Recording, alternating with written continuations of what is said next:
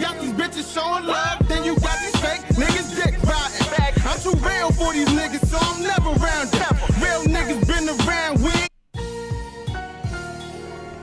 Yeah. It's about that time, about that time. Yeah. Money hungry, what? It's about that time, let's get it. Young nigga from the projects, getting cheddar now. When a nigga was broke, nobody came around. Got the block jumping when a nigga got them pounds. Wasn't worried about no drama, cause a nigga held it down. Young nigga from the projects, getting cheddar now. When a nigga was broke, nobody came around. Da B, we hear you out here, baby, let's get it.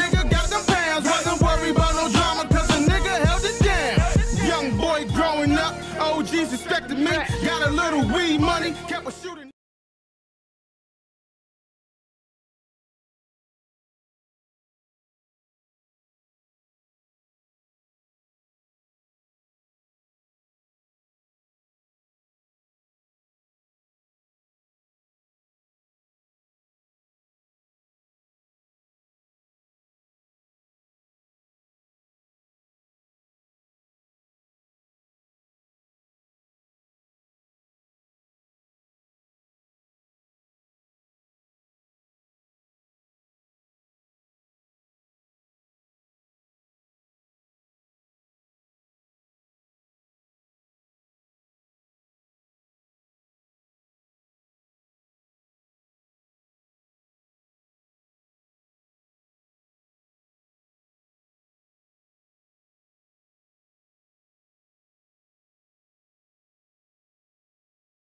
Got the block jumping when the nigga got them pounds. Wasn't worried about no drama, cause a nigga held it down.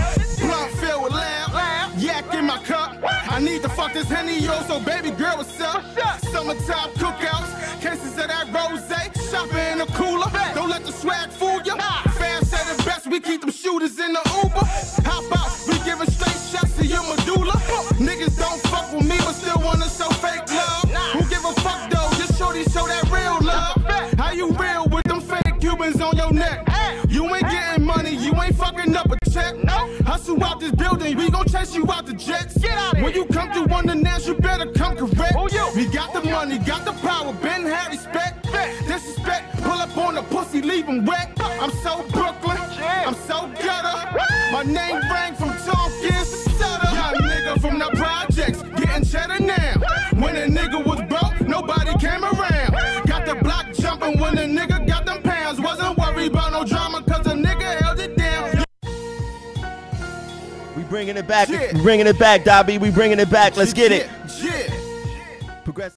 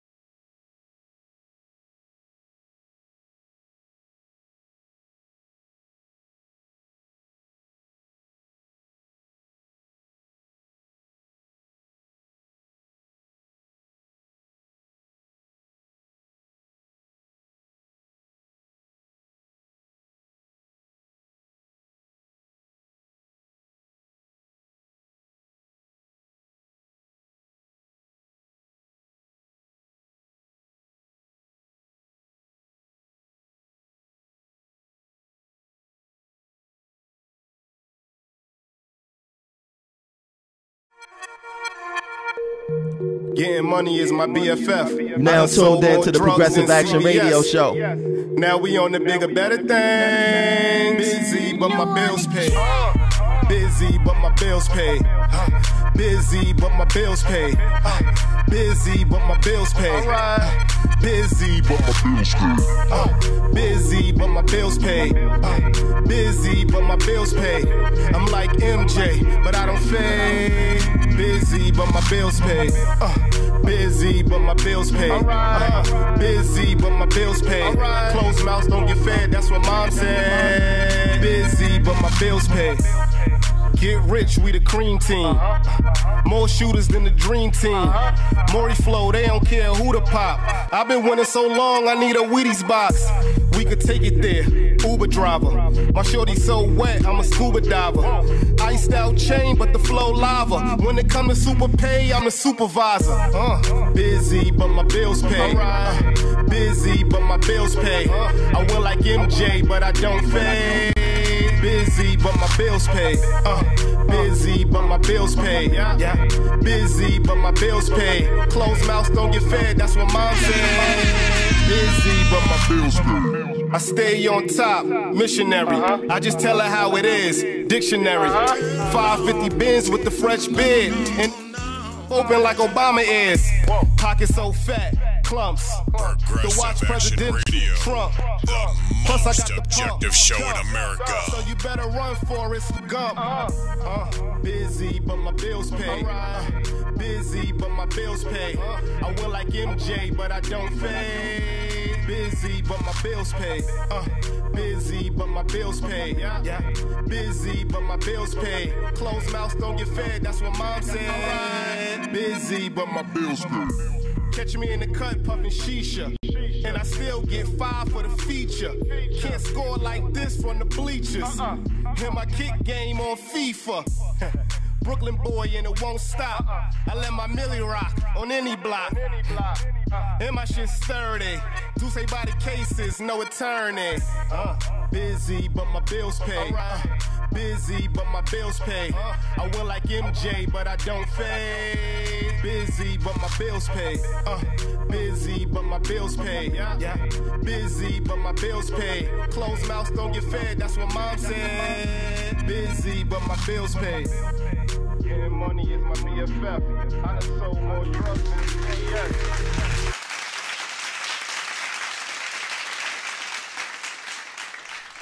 What's going on? What's going on, people?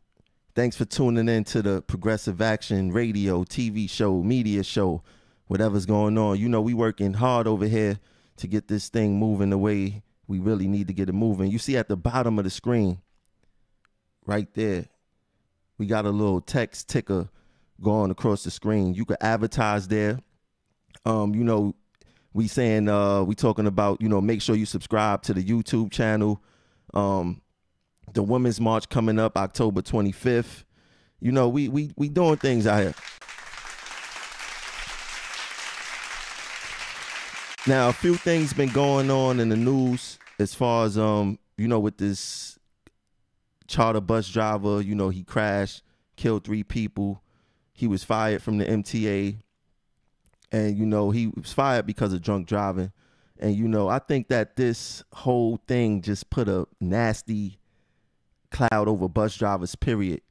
And, you know, New York City Transit, we have the best bus drivers in the world. The most professional drivers in the world. And, you know, things like this just make the situation just a little bit much more harder of what's going on out here. And we must all stay vigilant and, you know, do our jobs properly, because people are ready to throw us up under our own bus. You understand? So that was going on in the news. You got Trump with this missile rocket man calling that dude from North Korea. He got to stop it, because that dude from North Korea is not playing with him. Donald Trump, Get the fuck out of here! Please, with all this craziness that you're doing. We trying to live in America. So check this out. We got a little debate on Progressive Action, the group today, about cleaners starting at 60% of their top pay versus everybody else who start at 70%, and the maintainers title starting at 85%. It's 2017. I don't know how any union rep could go into a contract negotiation and not try to bring the cleaners up to at least 70% where everybody else start at. Why they start at 60%? I hear people saying, well, it's been like that for 20-something years. It's been like that for 30-something years. I don't care how long it has been since it was like that. Things need to change here. We need to bring cleaners up to parity, at least 70% with us.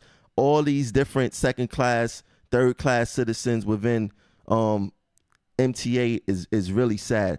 Everybody need to be brought up to 85%. This whole thing, like, we know the history. The maintainer titles is mostly Caucasians. You know, they supposed to be the most skilled or whatever. They already make more money than us on the dollar. Why must they start at a higher percentage, 85%? I'm not mad at that. But why do we have to start at 70%? And why do the cleaners especially have to start at 60%? That doesn't make no sense. And John Samuelson, Get the fuck out of here! I would say you know better, but you're a part of the plan. You're a part of this whole governor thing. I don't understand, you know, what's really going on. I don't understand how the membership could continue to vote these guys in. Like, that must come to an end. This next contract, this next election, union election, it must come to an end. And when we go into the contract 2019, we need new representation. We need better representation. You know, a lot of people is complacent. I don't get it. I don't understand it.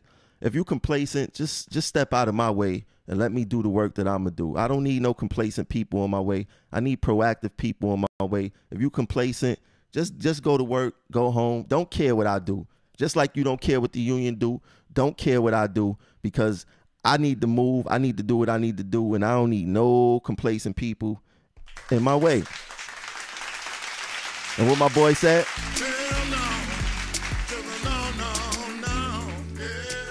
I don't need no complacent people in the way. So during this Progressive Action radio show next week, we're going to be bringing in somebody who's going to be doing the news. We're going to bring in somebody who's going to be reading off new bulletins, notices, and things out the rule book that we should be paying attention to. We're going to make this a little bit more informative, a little bit more programmed, not all willy-nilly like the last show was. And we go move this thing in the proper direction, going into the next contract, going into the next union election, keeping people informed, interviewing different people, speaking to different unions across the United States. You know, I've been in contact with people in Washington State, the union out there, and they loving what we doing out here. They actually watching today.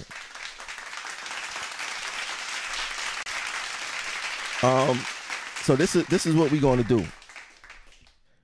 If you don't know, let me put the phone number on the screen, because I need you guys to start getting this going. Look how I just show up on the screen. I just love it.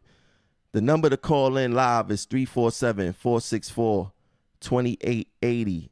What we're going to do is we're going to go to a break. Today's show is going to be about child support. Is child support fair? Do women take advantage of it? Do men complain once they get on it? Should it be reformed? Who's mostly affected by child support? We're going to get into all that. I want people to call in and let me know how they feel about child support. How does it affect the men on the job? How does it affect families? How does it affect the community? I want to hear people come in. You could debate with somebody. I probably have two people on the line at one time. You see the number on the screen is 347-464-2880. So look, this is what we're going to do. We're going to go into a new song, and then after these songs play, we go come back. Y'all can start the call in now, and we'll get it popping from there. So let's get into this new song called Sound Boy Killer. Let's get it. Yeah. Feel like carnivore in here. Just waking up in the morning, gotta thank God. Another night the swipers didn't get my bank card. I might trick, I got a little out of state broad. And when her milkshake, all the boys come to the yard. Yeah, I'm in college, I'm still going through it. A little self-improvement, I'm trying to put some niggas with the movement. I done sold drugs but never took it. Yeah, y'all niggas tripping. The only time I'm tripping when I book it. They used to overlook them, now they overbook them. I told them a change gon' come, yeah, I say I'm cook 'em. I was at the bottom for long, now I got your chick up out of her thong. Washing dishes and she singing my song. Yeah, note to self, go harder. Tupac my favorite martyr. These cops will choke you out like every Gardner. I'm on my black shit, might catch me banking that Carver. I'm different, I grew up with my mother and father.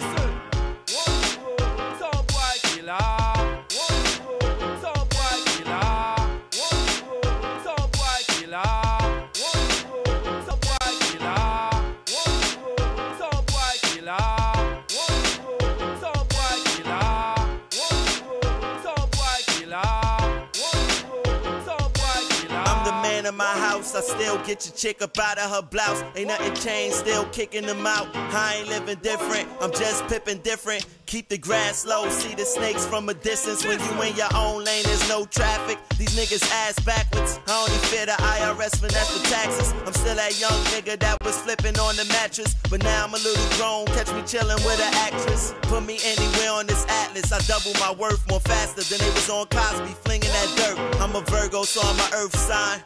I punch my own clock when it's work time. Your chick on her knees like it's church time.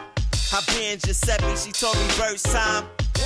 Things you take for granted get taken. Don't be mismistaken, I'm just getting started waking bacon.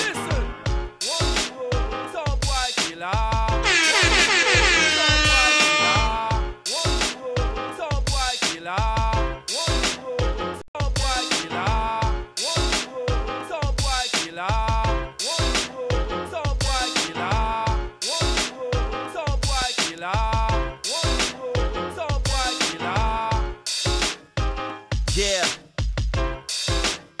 the best in the city. It's your boy Spinoza, and I got my team with me. Them boys. BBG, money hungry. Y'all niggas know what's up.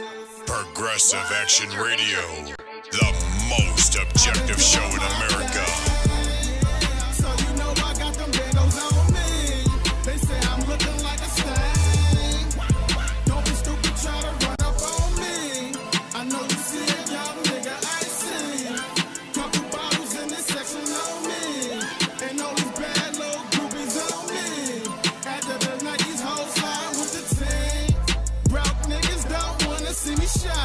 They don't respect that they see a nigga grinding.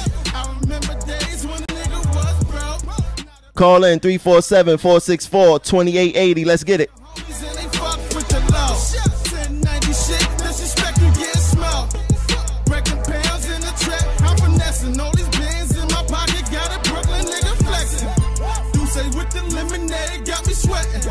I got your bitch up in the trap, she getting naked. Gate the party with the squad, shorty reckless. Wayne game is marvelous, I came in seconds. Talk about y'all getting money, nigga, stop it. This 40 Yodi on my waist, no need to cock it. I'm with the gang, we going gun shopping. Catch a hit, then we celebrate, let's get them bottles popping. I've been doing my thing, so you know I got them bandos on me. They say I'm looking like a stain. Don't be stupid, try to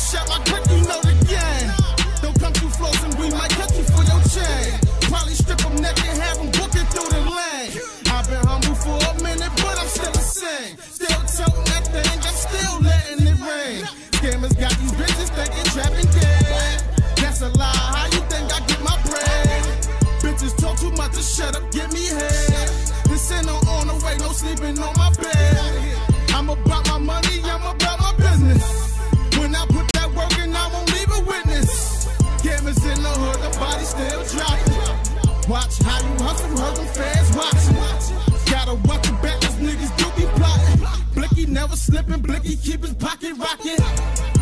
I've been doing my thing, so you know I got them handles on me. They say I'm looking like a stain. Don't be stupid, try to run up on me. I know you see a young nigga icy. Couple bottles in this section on me, and all these bad little groupies on me. After the night, these hoes hard with the tip.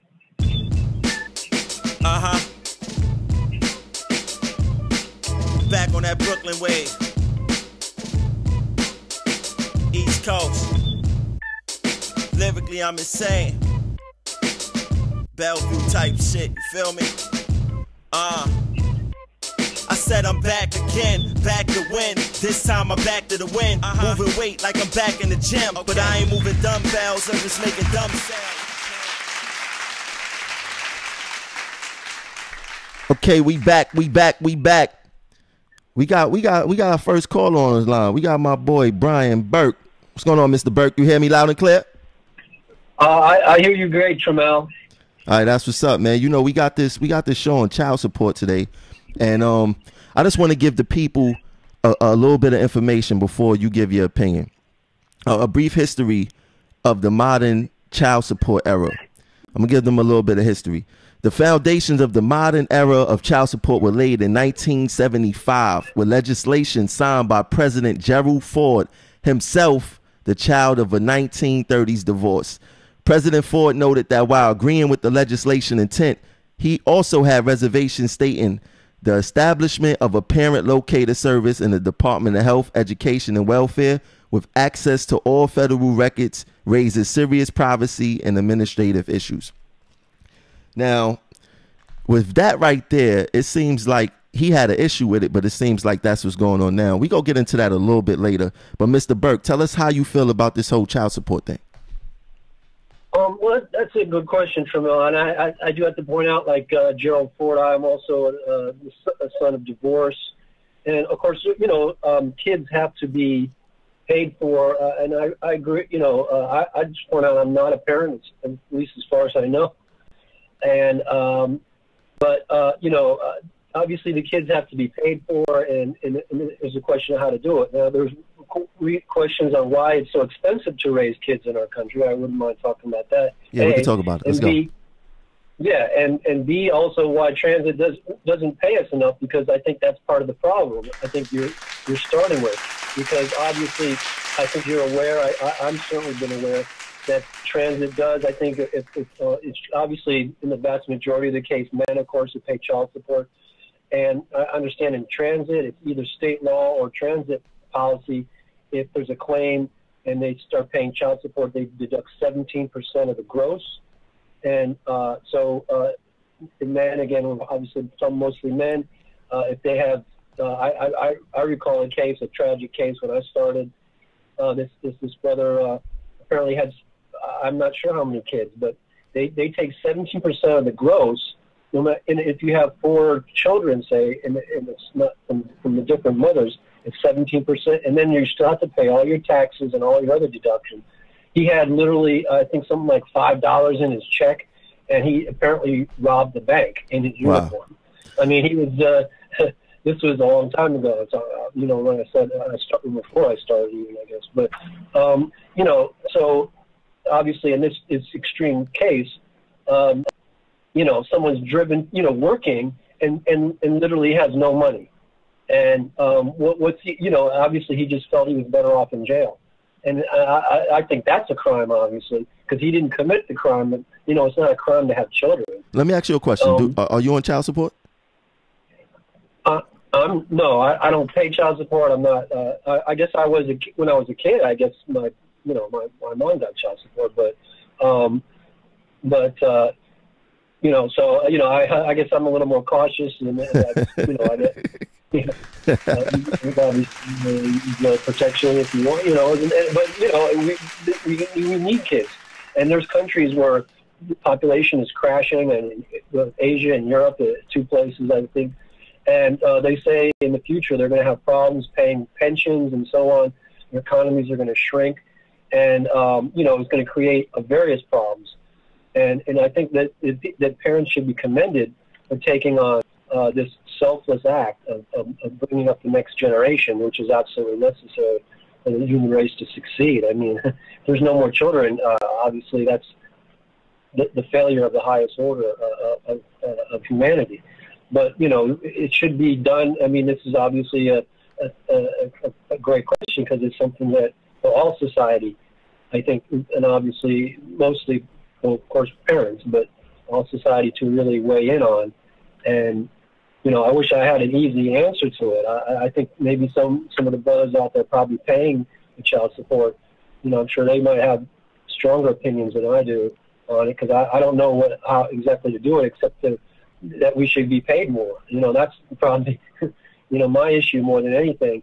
But, you know, if you know, parents are, obviously they get tax deductions, but, you know, in some countries they do pay parents actually to help, you know, raise their kids. Let me ask you this: do you think that it should be reformed? Do you think that it's fair as it is now? Like, what's your exact stance on this whole child support? Well, yeah, I mean, as I said, I used that kind of extreme example. I guess they punished really that brother for, you know, having kids, and because you couldn't get this amount of money deducted from your check that you really and have no money. You know, people working for free, like in the antebellum South. I mean, you know, and that's ridiculous. And, you know, so you know, obviously, you know, raising kids it costs money, but you know, how will that be paid for? In some of the more progressive countries, it's done more, you know, by society as a whole. You know, free health care and free education, and you know, maybe housing and so on, and jobs that are living wage jobs that, you know, just basically more successful societies. You know, they treat parents and all their citizens better than they treat us here. But, you know, certainly the issue of child support itself, I mean, really, what is it that we're trying to, you know, incentivize people to do? Do we want people to have kids? I would hope so. So why are you punishing them, taxing them? So. Now, how you feel about transit workers on child support? Because, you know, I feel that we underpaid as it is, and I have heard stories like you have said, that of people, you know, bringing home $5 checks and stuff like that. Yeah, I mean, that's... Call from unknown caller. To add this caller to your current call, press 5. To accept. On your show before, you know, I mentioned... Wait, hold on, Brian. We got somebody else on the line. Give me one second. Who's that on the line? Hello? Yeah, who's that? Turn it down in your background and just speak to me on the phone. Bring the whole $5 check. This is Mike. This is Mike. How you doing, Mike? Mike Manley. My boy Mike Manley. All right, we got Brian Burke and we got Mike Manley on the line. What's going on, guys? Ain't nothing, man. Checking out the show. You know what I mean? I think it's definitely a important topic, man, you know? So, you know, I just want to give my 2 cents and then, you know, finish watching the show. All right, yeah, let me hear what you got to say. Well, like I commented in the group, you know, it's definitely necessary, but how they go about it. You know, I'm divorced. You know, my whole thing with my ex-wife was to maintain my daughter's lifestyle. So, personally, I don't have no problems with it. But, I mean, how they went about it, man, they just wiped me out, man. I mean, no reprieve. Oh my gosh, man, I could go on and on, but real quick, you know, I was court ordered. Me and my ex-wife, we worked something out with the arrears that I owe. Child support. All right, cool.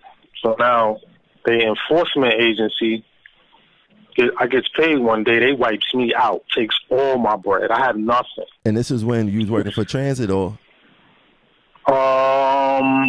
Yep. I had just came in as a rookie conductor. They took all my bread. They took my savings, my everything. Wow. So when I called up the people, the lady was like, you know, Mr. Manley, do you have a car? So I'm like, no, I don't got a car. You know, I got rid of that when I got divorced. You know what I mean? Mm-hmm. She was like, well, so I asked her, I said, well, why? Why do you want to know that? She was like, well, to repossess it and sell it to help you pay off your arrears. So I said to her, let me get this straight. You could take, if I had a vehicle, you could take it, sell it, and then I still owe the bank. So how is that helping me? You know, like, y'all took all my money. How am I getting to work? So it's just, like I said, you know, I feel it's necessary, but how they go about it is rough, man. I mean, thank God I'm out of that situation. Everything is straight, but it was rough for a while, man. You know what I mean? But I do feel it's necessary, you know, to maintain the children's, you know, to maintain that lifestyle. So you definitely for the reform. Yes, I mean, yeah. I mean, men, we should have more, because I have no clue what my ex-wife does with the money. I have no clue what she does with it, what it goes to, you know, and that's all on her. They need to have another way, you know, even if you're paying off arrears, if you got to get caught up where you can still function, you know, because as you know, I have custody of my oldest child. Yeah. You know, I got his college tuition I got to pay. I got to take care of him, and they rocked me. Man, I was getting rocked for one kid, and I still got full custody of my oldest. Like, how am I supposed to take care of him? So now he's suffering because I can't do the things that I, you know, but that was all during that time with the arrears and all the other stuff. But, you know, like I said, thank God I got is on the up and up, you know what I mean? Yeah. So, you know, I just wanted to throw that in there, man, and, you know, get back to watching the show, man. All right, let me ask you a question. Do you think that some women put men on child support out of spite? I've come across a fair share of women that do that, you know, and then, yeah, I mean, yes, I could say they do, but then again, you know, you got some men that, you know, don't really do what they're supposed to do, you know, so it's, in some ways, we already looked at in a certain way, stereotype, but, you know, the man move on with his life, he got another family, sometimes they just, you know, want to get what they feel they're entitled to, man. You know, I got plenty of stories as far as people that I know. So, you know, I could say I'm ambivalent, like, you know, this, that, but, you know, it's some women, yeah. So to answer your question, yes, I do feel some women do go that route just to rock the dude so he can't function, hit him in the pockets, you know, because that hurts more than anything. Correct. But you're in a better place today, correct? Yeah, way better. Way better. Way my better. boy right there. You know what I mean? Got everything in order, man. But, you know, I know it's other people want to call in. You know, some people, you know, so I just wanted to get it in, finish watching the show, man. Keep up the good work, man. You know what I mean? All right, thank you, bro. Thanks for calling in. No doubt. Take it light, man. Peace. All right, thanks. That's my boy Mike Manley right there. You know, we came into transit together. He was a conductor. Then he moved to train operator. And, you know, he's doing his thing now. I'm very proud of what he's doing and everything like that. See, we this is an important topic because, you know, I see a lot of things going on, and you know, we trying to figure out a few things and all that. I'm sorry, we hear when the people come and call in. What's going on, Jamel? I'm doing good. How you feeling, Cuzzo? I'm good, man. Yo, you know, we doing this child support show. And for everybody that don't know, Jamel is actually a co-host of the show. But the way these schedules is set up, this is how we go be doing it from now on until he get his Skype situation up. I should have just told him this when he called in. Get the fuck out of here! Till he got his Skype situation together. Yeah, that's how it is. It is what it is. I got to be where I got to be on the clock, but I got a few minutes. I'm pulled over, you know, just in case the MTA is listening, you know, just in case Sam Hamilton's listening. I'm pulled over, so y'all can't catch me on nothing stupid. Okay. Wow. But this is a great. Huh? You said what? Say it again. You said this is a great Go what? ahead. This is a great setup that we got going right here now. You know, people can call in, and you know, it's for people who don't know. You know, this is different from the studio that we were using before the summer came in. So this is actually more convenient here, and everybody can call in, and we don't have to worry about being up late at that studio. You know? Yeah, that's correct. So, cuz, how do you feel about this whole child support thing? and you know, we had talks about this, and you know, but let the people know how you feel. Okay. First, I want to say I'm not. I'm not really for child support. At first, I want to start off with, because I know we talk about this all the time. I want to start off with the origin of child support. Okay, the origin of child support came from welfare, and welfare was started. People don't know, back in the mid '70s under Nixon's administration. Under Nixon's administration. Correct. Or was it President? No, it was Nixon. Right, under Nixon's administration. Right. So basically what welfare was designed to do was to make women think, particularly women of color, believe that they could live life and raise children and do things without a man being in the house. Okay?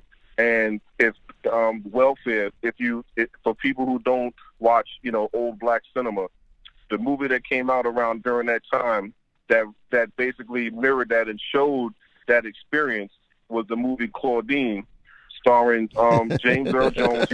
He was a New York City garbage man, New York City sanitation worker, and Diane Carroll. She had 6 kids at home, and she was a welfare mother. Okay, she couldn't make over a certain amount of money. She went to work, but she couldn't make over a certain amount of money, and she couldn't have a man living in the house. And the welfare lady used to come out of the house and make sure she didn't have irons and all the essential things that was basically needed in the household. You know what I'm saying? You basically had the proofs.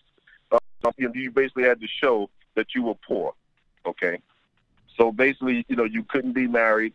So anyway, now that was welfare, and that was how it started. Now, as the time went on, okay, it started to become a cash cow for the state and federal government. So it spiraled from welfare to child support. I mean, welfare is still around. It's basically called public assistance.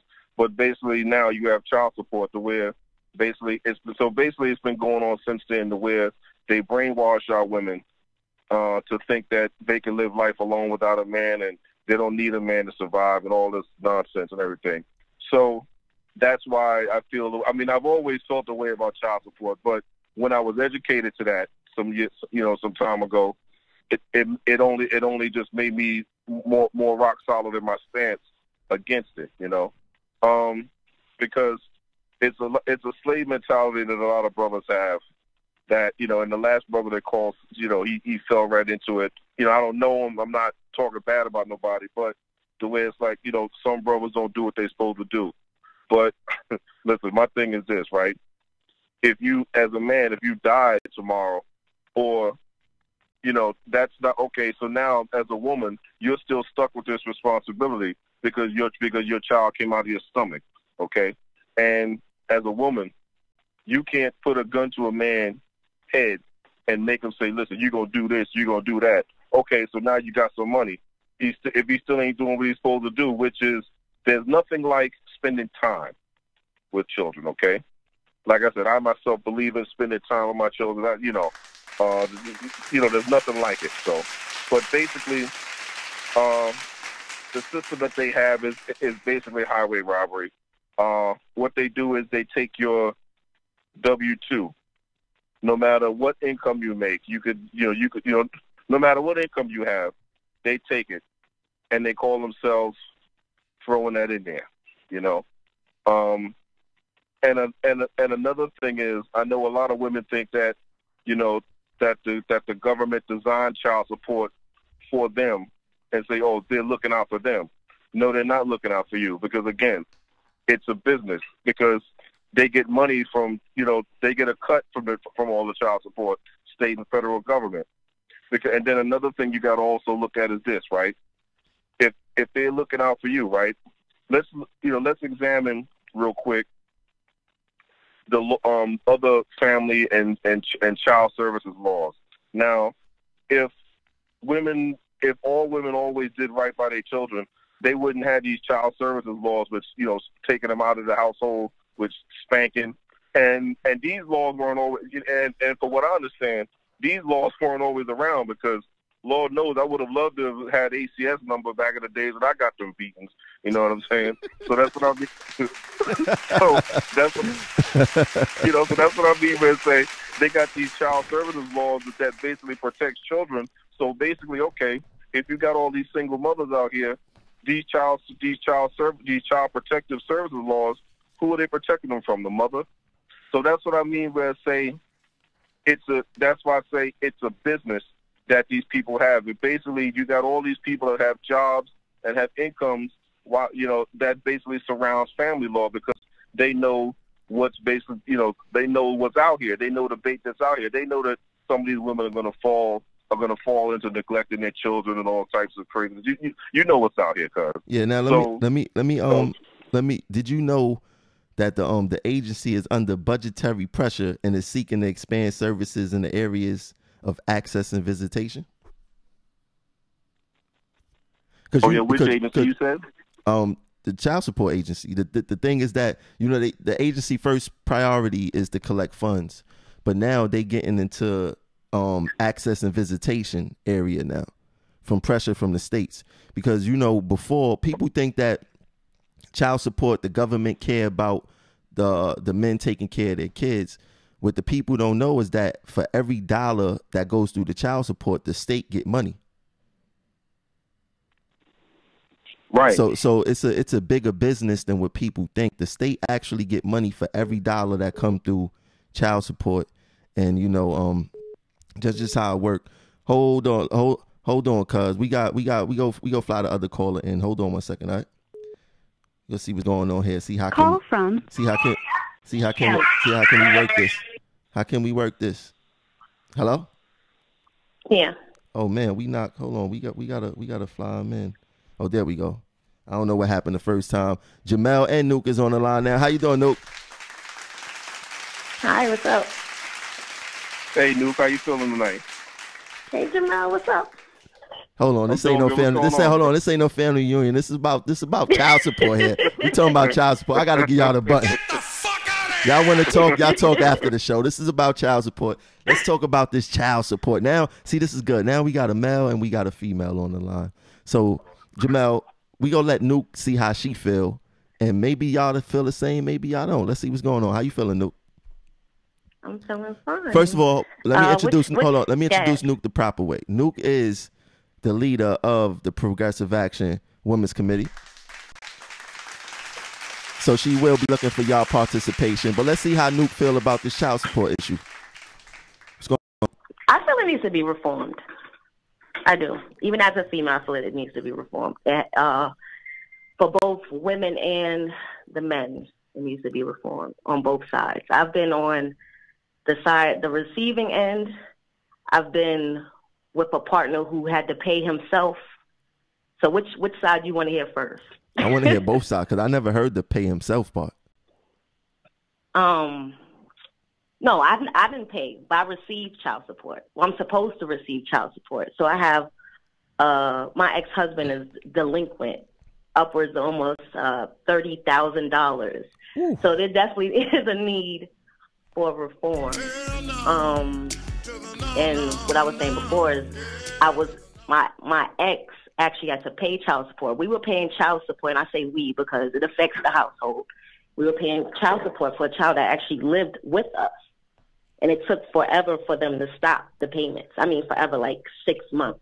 Wow. For it to stop coming out of his check. And she lived with us, full custody. Wow. Did they pay it back? That was a fight in itself. Did they?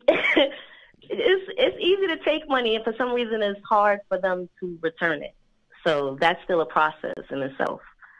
But as far as the percentages, I don't know how it's done exactly, but I see that a lot of females have used it as a come up or a source of income. Like I've heard women, especially with our coworkers, purposely get pregnant by TA workers just so that they can collect. Let me see. I heard an amount like $1,700 a month. Wow.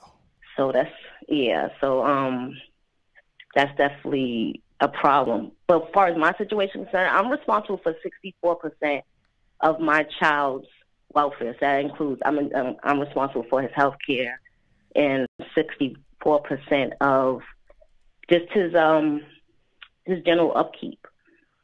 So, like, what do you have as far as that's concerned? So, just because your salary affects how much right. the core awards, okay, and it's compared to his salary. Yeah, because I make more than him. Okay. Right. It's a formula, right? So that they take that into consideration also. How much each party makes, you know. Right. So, but I've seen more cases that are against men than for the children. It seems like they're intentionally trying to break someone. Like, I've seen cases where guys have gone home with $68 checks and their normal income is up maybe $2,500 every 2 weeks.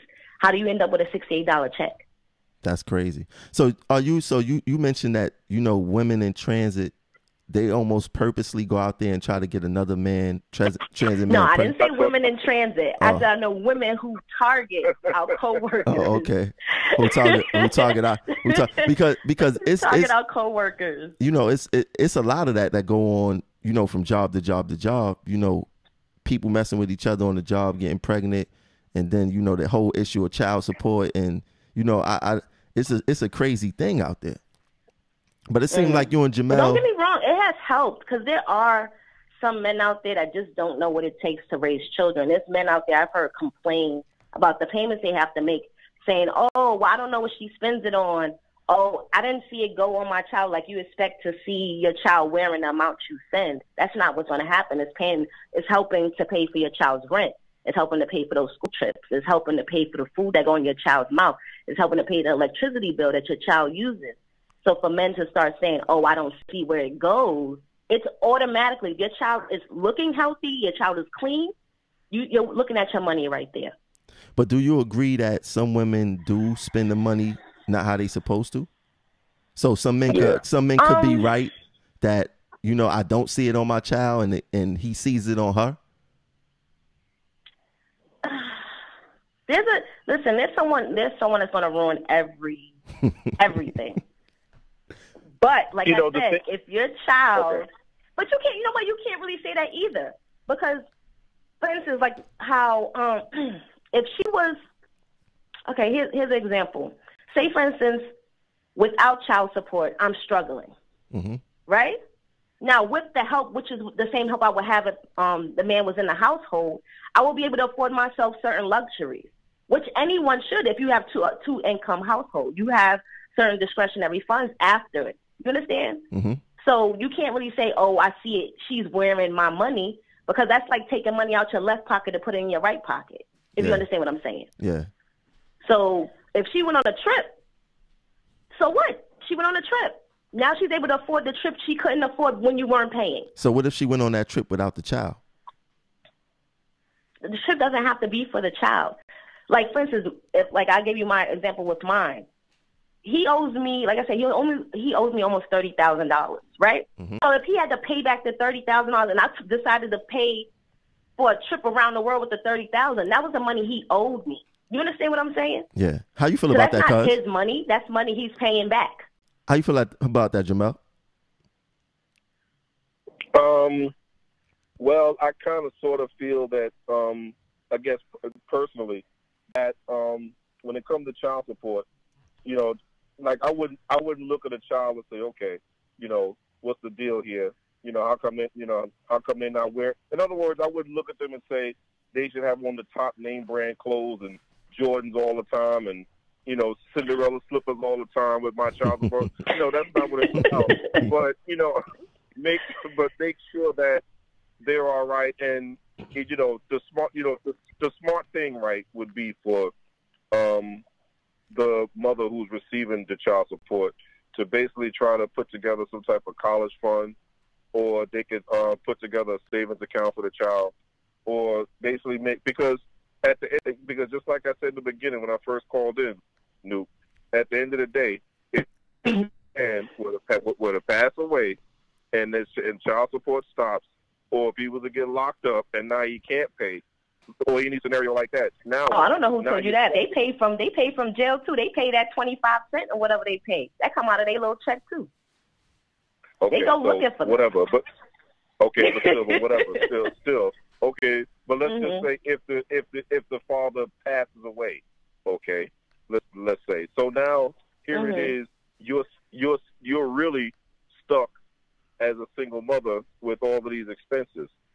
So now that's what first off, hopefully he works sometimes, so therefore I would be collecting something. But that's what you can say the same thing for the mom. Say I passed away. Now you actually know what it is to be a full-time parent. Now let's see if you were actually complaining about that little twos and fews you were given. Now that you have the full responsibility and actually know what it takes to raise children. Because most men, let me say, I'm gonna throw a figure. Say 80% of men don't know what it's like to be a full-time parent.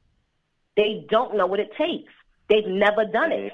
A lot of guys don't even know who their child's pediatrician is. Wow. Yeah, that's crazy. So if the mother passed away, crazy. Now you actually know what it costs. Because all that, oh, Ma, I need $5 for lunch. Oh, and this is every day. Ma, I need $5 for lunch. Oh, Ma, I got a hole in my shoe. That child support is not covering all of that. It's not. There's always something going on with your child. There's always something going on with this. Yeah, and there's expenses and stuff like that.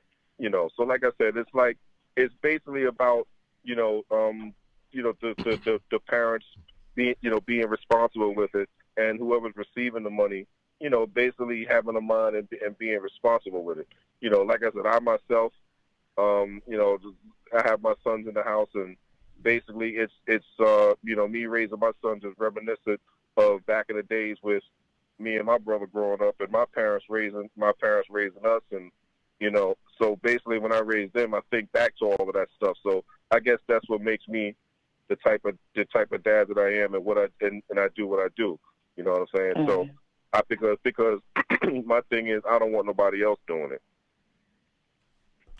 You know what I'm saying? So that's everybody's attitude is different when it comes to children. But basically, as a man, it's like this. If you're not ready for that, then you really shouldn't. You really shouldn't lay down. You know what I'm saying? Right. And right. You really shouldn't lay down. But basically, though, that this whole child support thing does need to be revamped because it's basically they go in there with the whatever the W-2 is, and that's what they take from you. And another thing I don't like is, let's say people like bus drivers, for example, right? Now, what they do is, if you're in the arrears, they suspend every license that you have. It could be a CDL license, it could be a life insurance license, a real estate license, whatever. And then here it is. But these licenses, you use them to make money. So if you're in the arrears and you suspend licenses, how the hell do you expect the person to catch up? That's crazy. Yeah, I guess that's called incentive. That's called incentive. Don't fall behind in your payment. She can't fall behind in her payment. Because, so why does the man deserve the luxury to do it? A license, according to the state and the city, is a luxury, isn't it? Something that they give to you, whether you pay for it or not. Okay, but let's just say, prime example, a bus driver or a truck driver, somebody who uses their license to make money for a living. If you suspend that, then they can't work. How are they supposed to? What are they supposed to go? They just suspend it out of nowhere. Or they give notice. Well, no, they get okay. See, listen, that's what I mean when I say I'm saying this because I've heard of the horror stories through the years with people. I thought you were speaking from your own personal account, cuz. Right. No. But these horror stories are told by men that don't want to look funny in the eyes of their peers. They're not. A lot of these men are not doing what they're supposed to be. I have relatives that I hear complaining, and I know the true story behind the scenes. You're not doing what you're supposed to be doing. So let me ask you a question, Nuke. Are you saying that women don't sometimes lie and sometimes say that the man is not? Oh, of course. I've seen that too. Women do lie. Oh, there's women that lie about their jobs and the amount of money that they make. They work for private companies and they have their paychecks altered. There's men that do the same thing. So on both ends, there's people that are trying to get over. There's always going to be people that cheat the system. But once again, that goes back to be careful who you lay down with. Man, I don't care nobody I say something. assume responsibility. I assume responsibility for who I laid down with. They have to assume responsibility for that person too. You trusted the person enough to have unprotected sex. Now you got to trust them with your children and your finances. That's a hard pill to swallow. There's no parity between the boroughs. I've heard people say, "Oh, you want to get him for his money? Take him to court in Brooklyn." Brooklyn, for some reason, the judges over there seem to be more harder than the judges in Manhattan. It should not be like that. There shouldn't be a thing where, if I go to Brooklyn, they're going to grant me more money. And if you decide to put your child in private school, I think the man should have a say. Just like if he was in your household, he would have a say. So how do like I was saying before, because you have people with licenses, right? That especially a bus driver that get knocked down and you fall behind. So now again, beyond their control, now they're in the arrears for a certain amount of money. You see what I'm saying? Especially a bus driver and a truck driver. So that's what I mean. They say now they're in the arrears for all this money. Now they're ready, medically or whatever. They're ready to come back to work, but now you got to suspend the license. So now, how the hell are you supposed to work? You know what I'm saying? And then y'all know. Well, that's where the reforms will come in. There should be an open line of communication. What do they say? No work available. Yeah. That's what I mean. They say, that's cold right there. And another thing that's cold, right, is, and I've seen this on the news, and I've seen this where there are men out here who pay child support for children who are not biologically theirs. I heard about that too. I think it was a story like that in Chicago. In Chicago, a guy signed a birth certificate. Chicago, exactly. The kid wasn't his, and he can't even get off the child support. Right, because they say, by default, this is your child. You've been paying, so you got to get you. You're paying. I said, get the fuck out of here, man. That's just like if you're married and say you and your husband are separated and you have a child after that. That child is automatically your husband's child. That dude went to the judge. He said, "Judge, are you gonna let me off of child support?" That judge said, "Hell no." You gonna hit that button? Wow, man. Because the state don't want to take care of them. That's what it is too. They said they could get somebody else to pay. They would. Mm-hmm. But like I said, it's all about the money. Go ahead. The state, each state get money for each dollar that come from child support. So they don't care if it's your biological, if it's not. Like if you prove that a child isn't yours because a woman lied, you laid with her, yes, you cared for her, you paid child support, you come to find out the kid not yours, but you're still forced to pay child support. So is it about the morals or is it about the money? It's about the money. Without a doubt. Can't he file a civil suit against her? I mean, last time I heard, he was trying to get off the child support. I think he still have feelings for this woman, but the fact of the matter that he can't just get off of child support after proving that the child wasn't his. That can't be New York State. No, it was Chicago. Chicago. Oh, okay. Know what you were saying, Jamel? Mm-hmm. Oh, no, it's New York State, too, because, I mean, like I said, no, I'm talking about that story was from Chicago. That story was from Chicago that we're talking about. That story was from Chicago, but I ran into a couple of brothers here that this is the same scenario. So it's here in New York, too. They actually went and got a paternity test that said it wasn't there? That's right. I need to see paperwork. Right. Like I said, these guys be out here lying to their peers. A lot of dudes don't want to do the footwork. I've heard plenty of times, I don't know what she do with the money. She's a horrible mother. But what's the next step? You feel like she's a horrible mother and she's taking advantage of the money you're sending? What are you supposed to do? I never hear anyone say, I'm going to file for custody of my child. Very few of them actually say that. So obviously she's not that bad of a parent, or you don't care about your child enough for you to take care of them. Then you can actually see where the money is going. How many? Because they know that when it comes to file in custody, a woman got to basically be on her ass for the court to get full custody for a man. See, but you can't think like that. You want to save your child, save your child. You fight. Just like we here at Progressive Action, we're fighting. It's an upward battle. We're still doing it. We fought for custody of my stepdaughter. We got her. It took a long time, but we got her. So there's no excuse for that. If you didn't at least try, I don't want to hear it. Oh, she's a bad mother. Or I don't know where the money's going. Or she's spending it on butt injections or whatever the hell these guys are out here saying. I don't want to hear it unless you fought for your child. But you got a lot of women out here that be greedy. The guy's taking care of the child outside the courts. She take him to court anyway and end up getting less. That's factual too. Yeah, that's definitely true. But the funny thing is they have all those forms where you fill out all your expenses. But for some reason, I haven't seen a judge look at those papers yet. So they just go by that standard 17%. Because if he has all, like say for instance, he has other children but I've seen that. Like if he has it's whoever files first, they get the most. That's I've seen that.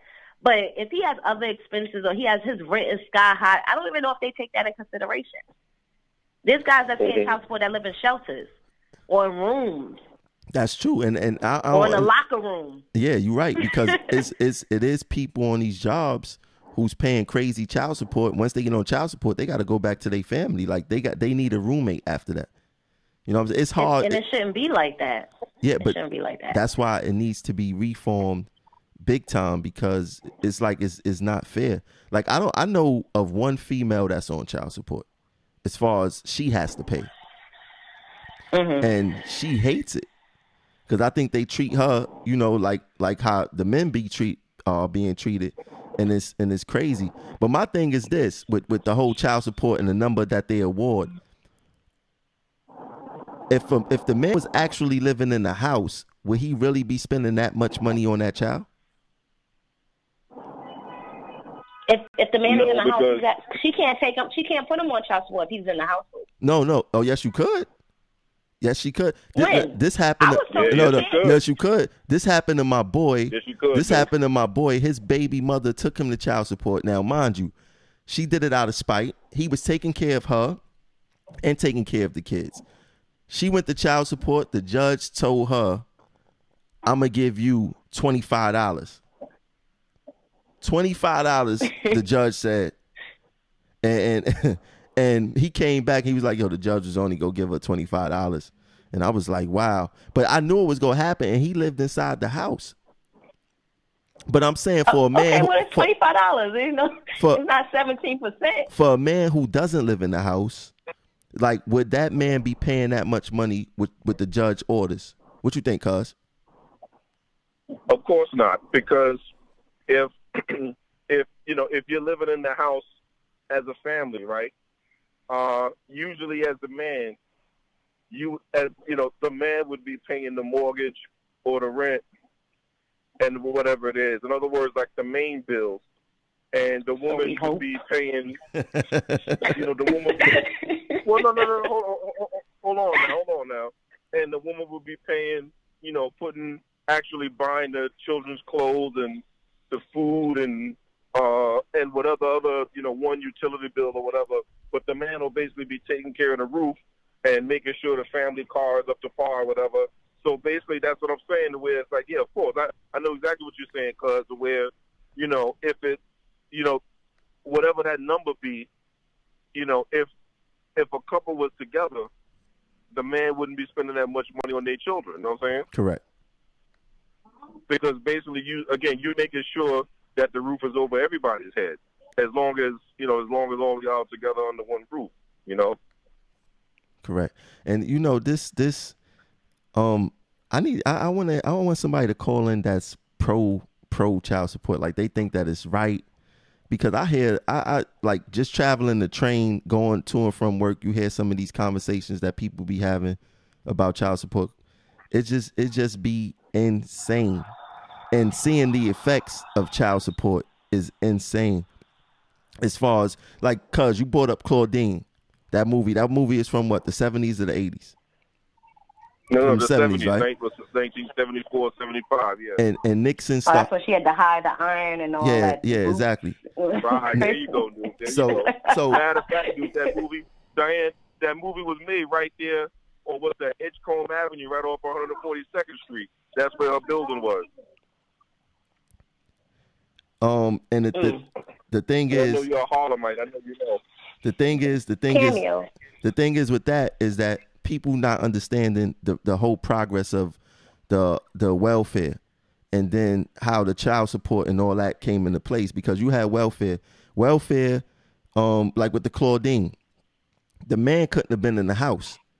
So welfare basically chased the man out the house. Like that was a movie, but it was real. So now this man, this man isn't in his household. So now, you know, he's upset. He can't take care of his family because if the government catch him, X, Y, and Z. So now that drove the man away. So now the government comes back and say, hey, he's upset. He's not taking care of his child. Let's do child support. Remember, it started in 1975. I think Nixon came in with this thing in like 68 or something like that. Right, with 1968. With this whole welfare thing. So now you chase the man out the house, and then now to hurt him even more, you want to create this thing called child support. Now, all this in place without a doubt, I think his main objective was to break up the black family. Of course. I don't see it no other way. I agree. No other, yes. But things evolve. So what about the guys that just decide, oh, okay, like if there was no child support, you know how many men would just up and leave and start a whole new family, and that woman would be there struggling with the bills that she had to pay, or she was able to pay with a 2-income household? Yeah, I mean. So what do you do without child support?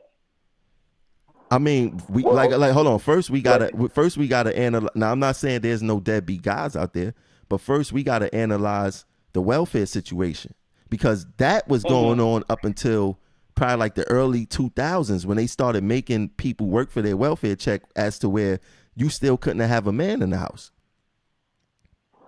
getting welfare. And to this day, if the government find out that a father's in that child life and they collecting benefits, that father go be in trouble.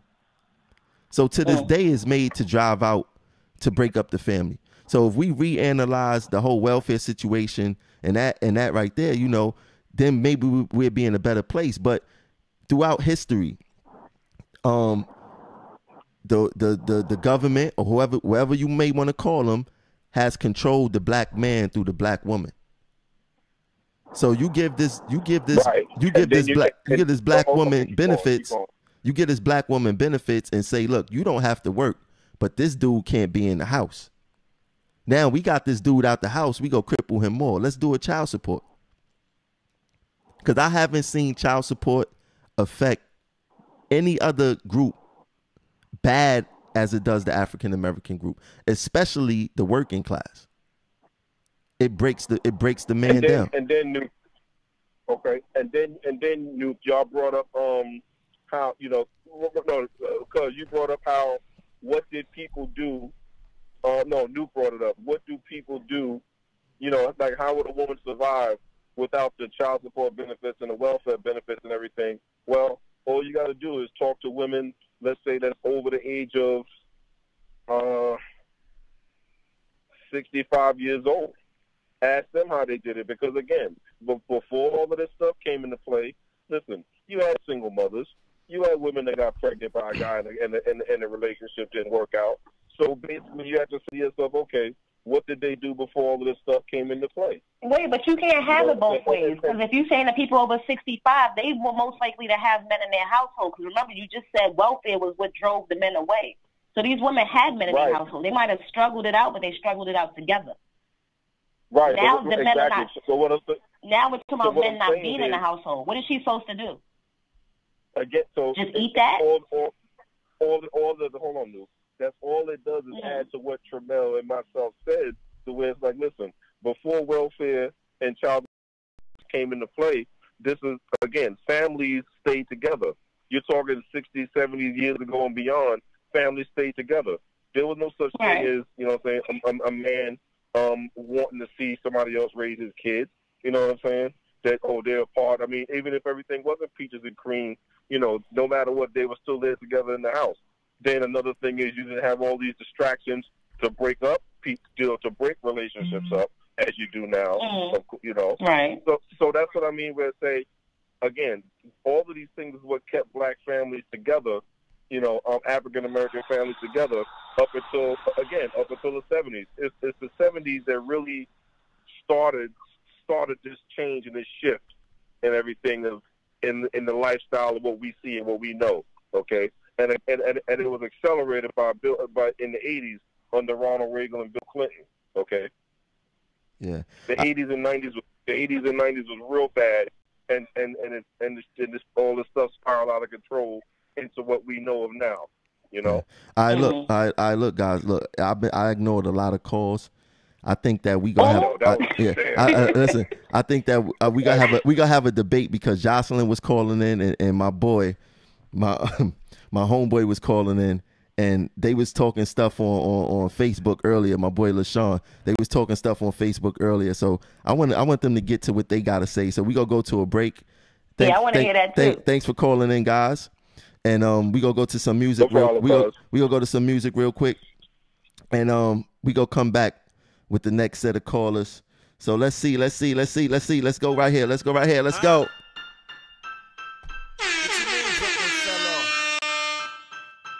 What? You really? Shotty on the beat. Spinoza. Hey yo, my jeans still bag. Niggas still aggy. No kids, but a few chicks call me daddy. Catch me in that caddy or in that benzo. Dick so big, make your chick do the limbo. Catch me in some Timbos, fitted hat Levi's. Niggas wearing skirts, so I know they got knee highs. V5 fun, I'm hoping the coke come. And I heard they wavy, so I'm making the boat run. And to keep it frank, I heard they ocean. Hold up. Get it? Frank Ocean, y'all niggas is lotion. I know some Flatbush niggas slogan. And a few bloods, it's not joking. Serve like Serena, get the U.S. Open. Every gram I got, fiends know that it's potent. A wise man said my moment to be golden. I know so many keys, yeah, they call me Beethoven. I rock niggas to sleep, Pacquiao niggas. I see them wearing skirts, RuPaul niggas. I pull up in the coupe, 2 dog niggas. I got some 8 balls, I'm a pool hall nigga. I rock niggas to sleep, Pacquiao niggas. I see them wearing skirts, RuPaul niggas. I pull up in the coupe, 2 dog niggas. I got some 8 balls, I'm a pool hall nigga. Life is short, some niggas will scream YOLO. I don't trust niggas, so you know I stay dolo. Me and my fofo, popo, oh no. I sling white girl, iced tea, cocoa. Hop on that Greyhound, Flojo. Niggas know my mojo. Got your girl up, Sunoco. I'm in the club with a bottle of bub. Ma, you want a starter or you looking for subs? Cause the subs be the scrub niggas, no love niggas. Spending they re-up, fake drug dealers. When I re-up, I'm talking about a key up. You know the comfortable shit, enough to put your feet up. You know that comfortable shit, that Huxtable shit. When I say that we eatin' no lunchable shit. When I say we like thugs, that untouchable shit. When I say I'm like the Rock, that uncrushable shit. I rock niggas to sleep, Pacquiao niggas. Wearing skirts, RuPaul niggas. I pull up in the coupe. What's going on? We back. We back. What's going on, y'all? All right, look, we got our next set of callers in. We got another host on the show, Jocelyn, Chanel, Nicole, whatever she want to be known as is normal. And we got my boy LaShawn Craig. What's going on, bro? Hey, good evening, T2. What's going on? I'm chilling. Thanks for having me on. How's everything? Anytime, bro. You know, we talking about this whole child support issue. And I'm going to ask y'all some questions. Are you in support of child support or not in support of child support? I am in support of child support. LaShawn, how you feel about child support? I am in support. I do think that it's misused a lot of the times, but yes, there are people, both male and female, that need to be on child support. Okay, I'm gonna ask one more question before I let me know fully how y'all feel. Do you think women do it out of spite, or do you think they really do child support because it's child support? They need the child support. I mean, you have a child, so you need child support.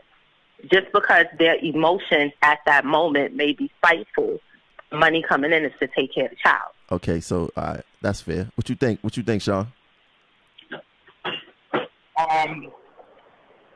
Yeah, I would say that you do need the support, but before the before the money thing, well, I'll get to that. Yes, I do think that they need support. Yes. All right, so y'all let me know how y'all give me y'all child support experiences, or let me know how y'all fully feel. I'm listening. Let the listeners know how y'all fully feel, and let's see what we could get going on here.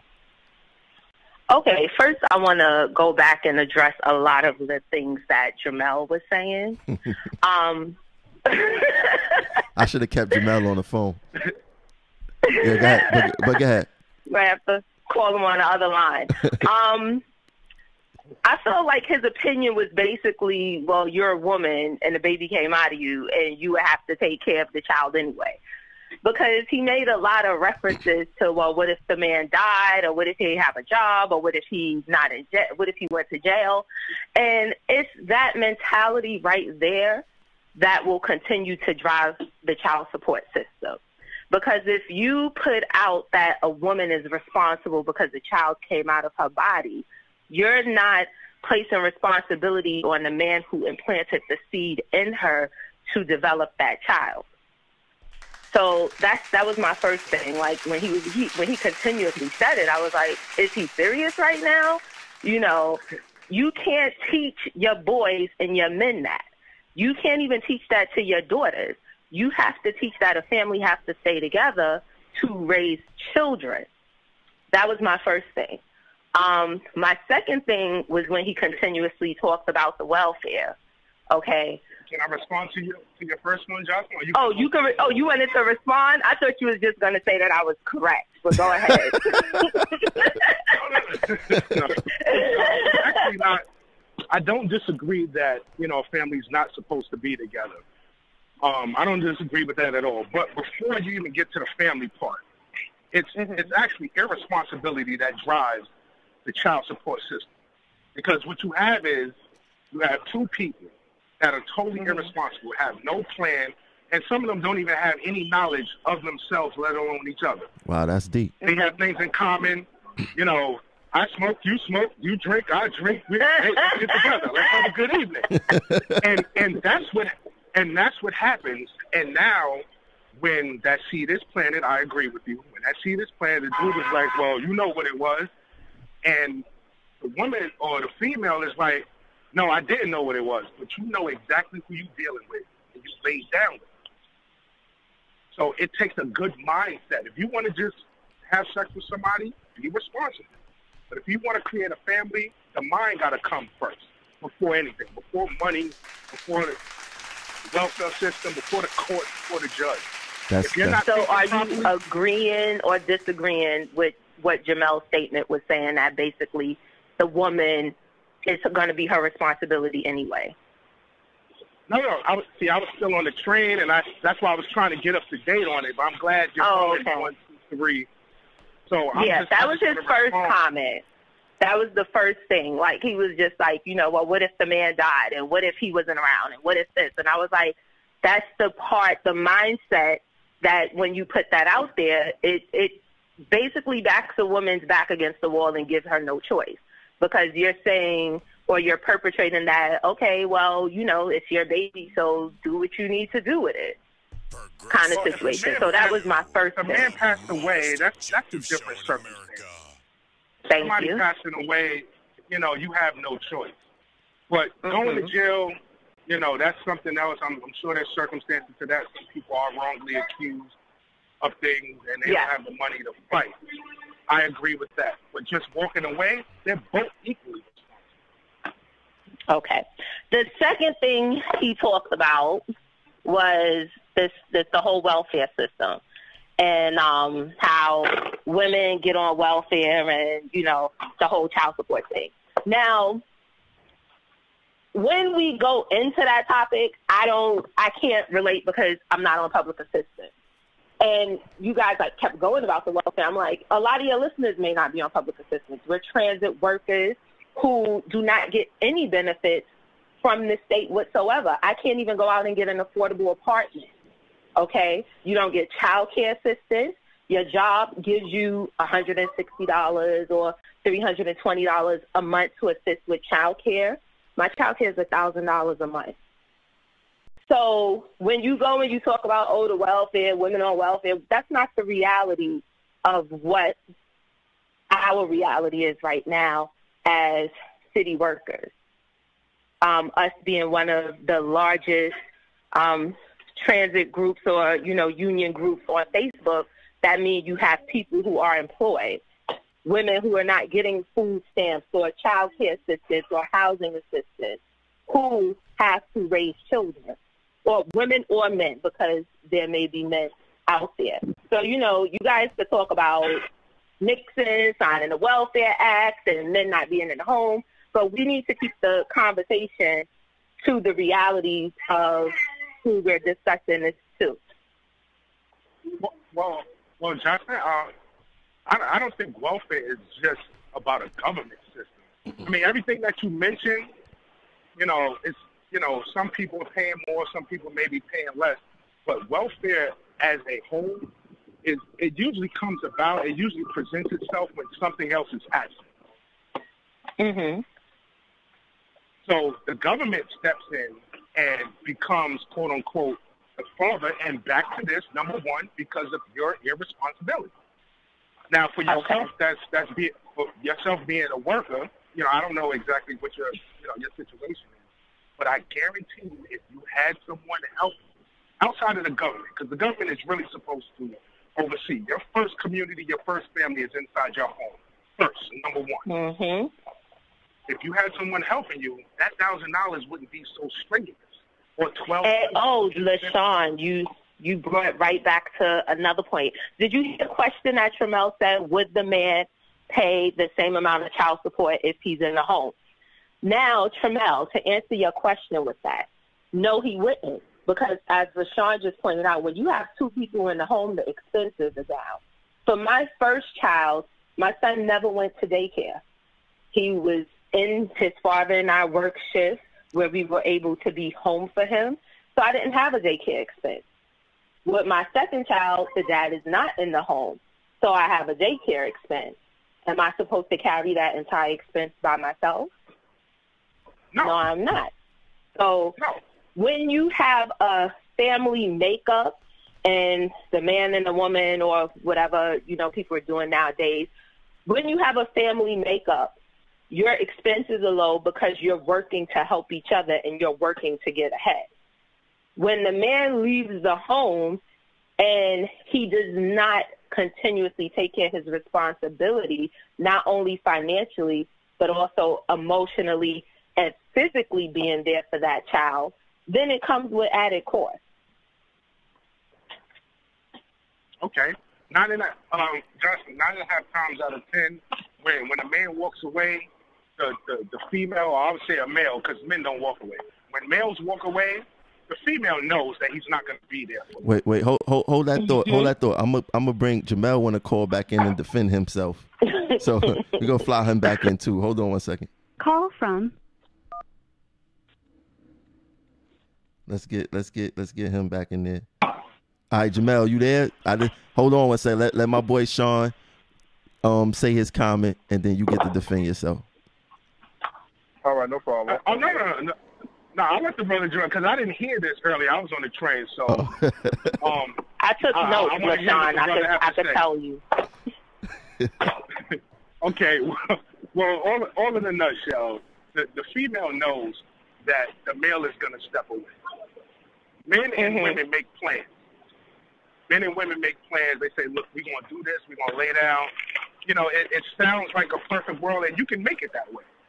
But when you just laying down and you have no purpose, like there's only two types, of people that you're going to be, either expendable or extendable. And most females know and males know that, she's expendable. I'm going to be done with her and I'm going to be done with him, and that's what it's going to be.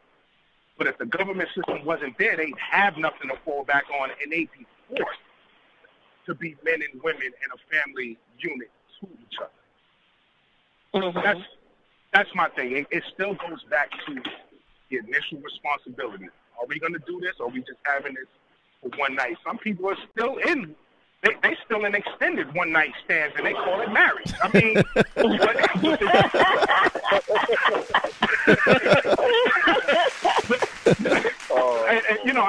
I was just, but and in more seriousness, they are. But it's like when you had our great-grandparents grands and grands, they may have slept in separate rooms, but they still stuck together 30, 40, 50 years because it was bigger than them. And anytime it's not bigger than you, this is the result you're going to get. Big Daddy government got to step in and force somebody to pay the other person. That's correct. That's correct. Okay. Do you think that as a people we let the government into our business too much instead of us trying to work it out ourselves, LaShawn? I think we allow the government in our business. Yes, I agree. I think we allow them. I think we allow them because they don't have to be. Honestly, they do not have to be. Correct. Now, cuz, right. what did Jocelyn twist up of yours that you had to call back? Okay. What this Jamel thinking right here. Oh, you motherfucker. I'll get about 5 minutes. But what I said earlier was, right, now let's listen to the logic of this, right? Because again, I know there are women out there who were with their child's father, living together, they're married or whatever, but again, tragically, they passed away. So if they're working, they get Social Security death benefits. Jocelyn, hold on 1 second, okay? Right? The reason I said that was because, okay, if you're a woman, unless you give up your child to, and of course, why would you do that? But if you give up your child to the foster care system or the adoption care system or whatever, then it's like it's on. If your partner passes away, then it's on you to raise your child yourself. So now you can't rely on child support from somebody to raise your child. You see what I'm saying? But this is where financial literacy come in. You have life insurance policies. If you were getting child support, 9 out of 10 times that person was working. So you're going to go get your Social Security death benefits from that. So if you're going to use a person dying, there's still ways to make sure your child is taken care of even after death. Well, of course. But what I'm saying is there's no child support around. Like there wouldn't be no child support as if the man was still there, alive and working to collect. You see what I'm saying? So that's what I mean.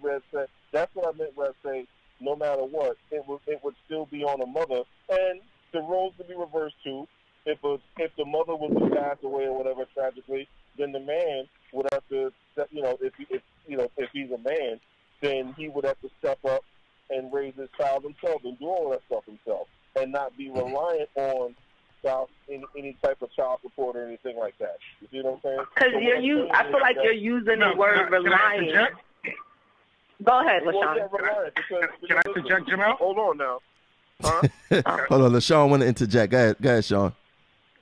Jamel, when you just mentioned that a woman or a man, if the other person should tragically pass away, and I'm gonna use myself for an example. If I was married and I had a child with someone and she passed away, I would make it my business because I know that a mother is in a household. I would make it my business to go find another wife or somebody that's gonna be there for the long haul. I wouldn't just try to do it for dolo because you cannot do it for dolo.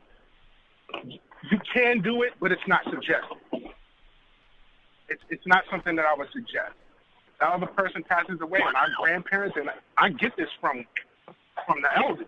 Yeah, if my husband passed away, I'm going to go get a male figure in my household because I know how important it is to have a male figure, and vice versa with the women. It's important to have that nurturing figure, that mother figure in the household. Don't try to do it all by yourself. I'm sorry. I guess we're talking about the financial aspect. Because he's saying, well, you're relying on child support to raise the child. If the person dies, what type of monetary assistance will you be getting? And this is where Social Security come in, life insurance come in, to where okay, I have policies. If I die, you think somebody's going to be raising my kids all willy-nilly? No. I have life insurance in place. You get your Social Security letter that's going to say, whoever your child is the guardian, they're going to receive this amount. There's things in place for that. So you can't try to add those two with the death in it to say it's solely responsible. Well, Jocelyn, if you was in a community, you wouldn't have to worry about that. I know that. You know. See, because Jocelyn, all of the things that you mentioned, yes, those are good plans, but those things had a beginning. They had a beginning, so they will have an ending at some point. You can't put all your trust in things that are fleeting, like the insurance policy and Social Security. Those things have beginnings, but communities have been continuous, and ours are in shambles right now. If you passed away, every mother in your community is supposed to hover around your child. Every father is supposed to make sure that your son is good. You understand what I'm saying? Yeah. Those things that's because see, look, the thing is this here, right? You know, like I said, you Jocelyn talking to me about life insurance. I used to sell life insurance, so again, I know all of this stuff. I used to talk with people about all this stuff. So, but what I'm saying is, we're talking about child support. We're zeroing in on child support. Okay, that's yes, but you say it event of someone's death. Jocelyn, can you hold on 1 second? Let me talk. Okay. Go ahead. Again, Jamel getting aggressive over there. The reason I use the word reliant is because, again, there are a lot of people out here that see child support as a cash cow and they run the game. So that's the reason why I'm saying this. Like, what game is there in child support? What game is there in child support? Because we're hearing, women run the game. What game in child support? Because you still have to put the table. You still have to put food on the table, clothes on these kids' back. You have to send them to school, buy books, clothing. Last year, my son's uniform pants was $60 a pop. Okay, what game is being run? Haircut, hygiene items, light. They need Wi-Fi to complete these school projects to keep their grades up. What game is it that we're talking about? The game is, Jocelyn, is that you're doing it alone. That's the game. And you don't have to. And I'm not saying that you have to go out there and get a man. What I'm saying is that there should be other figures that should in your space. There should be other figures that should help you along. This person takes the pants, that one's taking a project. It worked. Come on, it worked for us prior to the 70s. It was working. Thank you. There you go. You see what you just said, brother? LaShawn, let's pause a minute. Let's pause. Because, hold on. Don't say thank you, Jamel, because he didn't even answer the question. He went to a whole nother issue. No, I think with LaShawn. I want to know, what is the game? What is the child support game? LaShawn, I do understand your whole community thing. Trust and believe. I have a whole community helping with me and my children. I want to get back to this game that Jamel keeps mentioning, women on the come up with child support. What come up? What game is that? Because if I didn't have kids, I'd work doubles and triples and be on the come up on my own. So what is this child support game? So let me ask you a question, Jocelyn. Do you think that any women misuse child support? Do I think women First of all, I'm going to say no. I do not think women misuse child support. Really? I think, first of all, why I act like women who receive child support don't have their own income? A lot of them brought up a great idea. Let's stick to realities of transit women, because y'all keep going on people on welfare, blah, blah, blah, blah. Nuke brought up a great point, which I was in that situation. I was owed child support, a lump sum of money, because he was in the rear. Okay? Now, when my check came, if I took it and went on a trip, what's the issue? That was money that was already spent on the kids. These kids are expensive. So what is the child support? Women have income. So you see a woman who's working, she get her hair and nails done, she buy a bag or shoes, she's spending her child support money? Why she can't be spending her own money? So again, okay, all right, I'm listening. I'm trying to find out. Y'all didn't answer my question. What is this child support game? Like, what is it, Jamel? Some people I'm gonna say some people use child support just to stay connected to their child's father. Some people do that. I'm not saying that's your situation, but that's everybody. Trust me, getting court-ordered child support is a disconnect from your child's father because you don't have to speak to him. Your money goes automatically to your check. You don't even have to talk to him, find out what's going on. It's a disconnect. It's not to stay connected. But that's your choice. You don't have to stop talking to someone because you're receiving child support from them or you're giving child support. You don't have to stop speaking. I was just answering your question where you said women get child support to stay connected to the child's father. And I'm telling you that when you go through the court, you bring a disconnect. So women aren't putting men on child support because they still want the man in their life. No, I didn't say in their life. I said connected. Oh, okay. I didn't say in their life. You're connected for life because of the child. So whether he's paying or not paying, 50% of that man's DNA is in your household. So the connection will be there. So if this is a lifetime connection, then why are we so short-minded when we make the decision? The decision to do what? To actually lay down with the man and the woman. If it's a lifetime connection. You answered that earlier when you came on the show.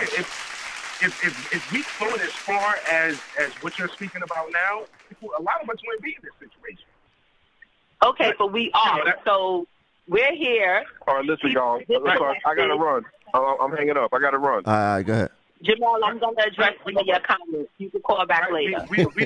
We are, but TT, T2 or Tremel, the thing that we are here, but a lot of us still aren't admitting what we've done. So there's no correction to it. We're just flying by night, and it is what it is, and we're going to use the support system. We're going to use the government. We're going to use whatever. And they're still playing referee. Again, we're letting them in our business instead of handling it like adults. Yeah. So how you think the business should be handled, LaShawn? Because a lot of y'all men, and I'm going to say y'all, it may or may not be you, y'all talk around the topic. Y'all talk about, the money, she's spending it on this, that, and the third. But you rarely, like Luke said, you rarely hear men talk about going to court to get custody. You rarely hear them talk about visitation. You rarely hear them talk about what they're doing for their child. But we start to go, I'm paying too much money, or she's doing this, that, and the third with my money. So everyone's talking about this child support reform, but they're so vague in what the reform should be. Okay, so but you don't think that there should be reform though. You think everything is fine as is. Did you hear me say that? No, I'm saying if you don't think that hold on, if you don't think that women don't misuse child support, then what should the reform be? The reform shouldn't even start with the money. Let's be clear. What should it start with? The reform should start with the custody of the child to put the child's physical and mental ability first. So when y'all are talking about reform and y'all going straight to the dollar, y'all missing the whole point of the child's well-being.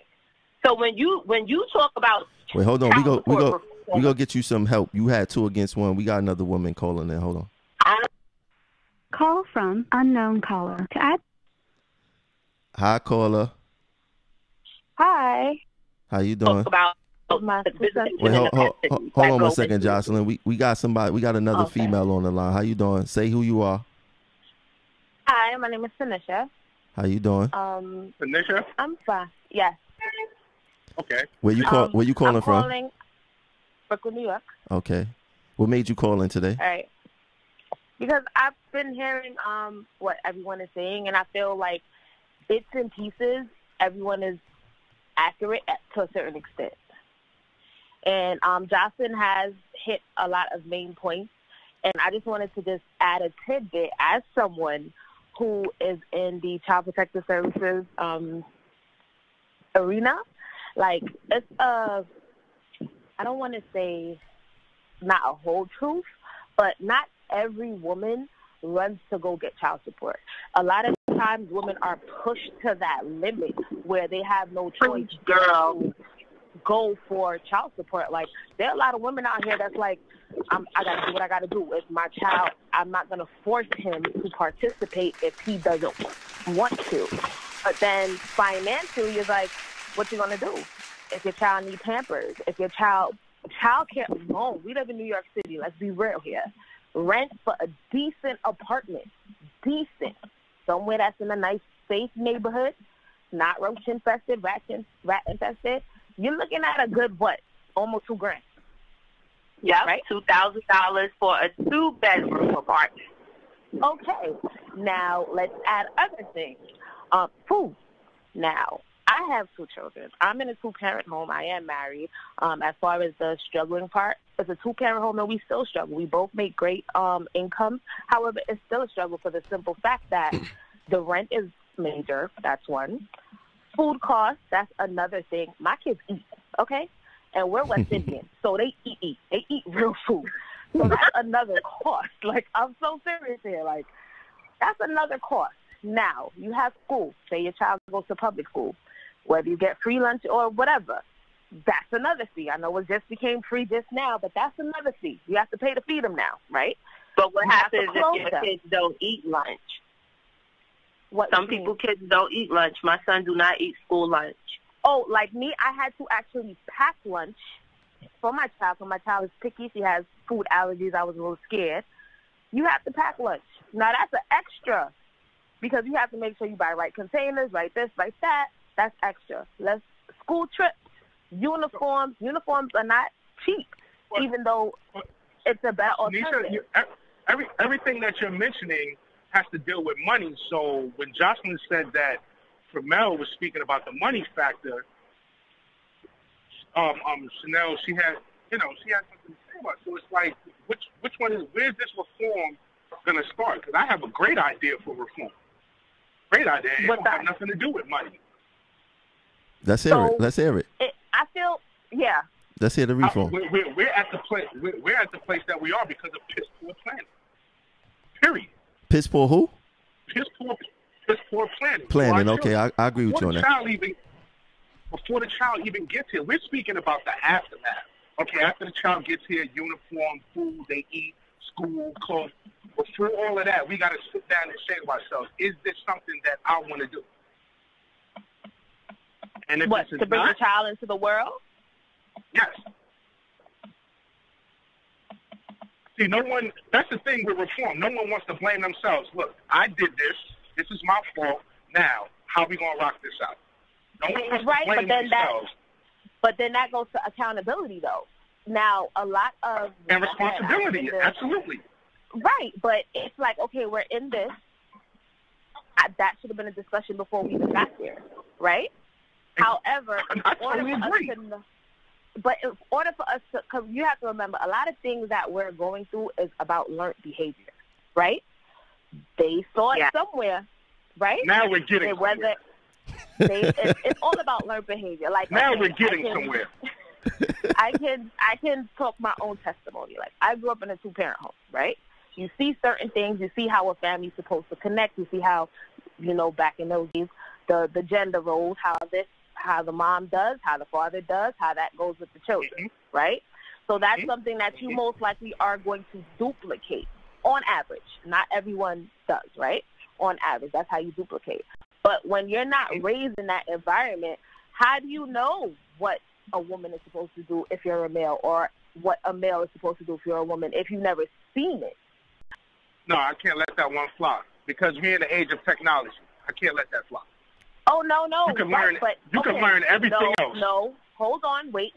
We're in the age of technology, yes. However, if it's not something that strikes my interest, I'm not going to Google it. And it's not even about striking interest. That's not what's presented. We're in the age of technology, but the family makeup is not what's presented to you. Okay? Right. So we live in an information age, but what's at your fingertips is not the Claire Huxtable and the Dr. Huxtable. Those shows aren't on. So that's not the images that you see right away, LaShawn, to be like, oh, we're in the age of technology where you could go out and you can see it. You rarely see shows on TV. You rarely see shows on TV that depicts a black family. The music and things of that nature does not depict relationships and staying together and things of that nature. So, again, like she said, it goes back to learned behavior from your home. Even if you and that person are not together anymore, how you treat one another is what your children will see and go out into the world and do. Because not everyone who's married stay married. And even if you choose not to get married per se, you have a long-term relationship. When it breaks apart, what are your children seeing how these two adults interact with one another? And that's what they go out and they mimic. So that's why when people talk about the cycle of child support, it's because if you as a man or a woman don't stay around to be in that child's life and show them two adults working together to raise children, then that's not something that they will go out and do themselves. So are you saying, Justin, that those shows, we don't have access to those shows? Where you had the Claire Huxtables and people was being encouraged to go to college and different things like that. I did not say you have access to them. I said they are not directly in front of us. When you turn on your TV to Channel 7, BET, WeTV, whatever TV channels you watch, those are not the shows that's on currently at this time. Yeah, but you still have to. You still have to. If you're going to sit in YouTube and Google it to find it, then okay. But Jocelyn, you still gotta search for it on the channel.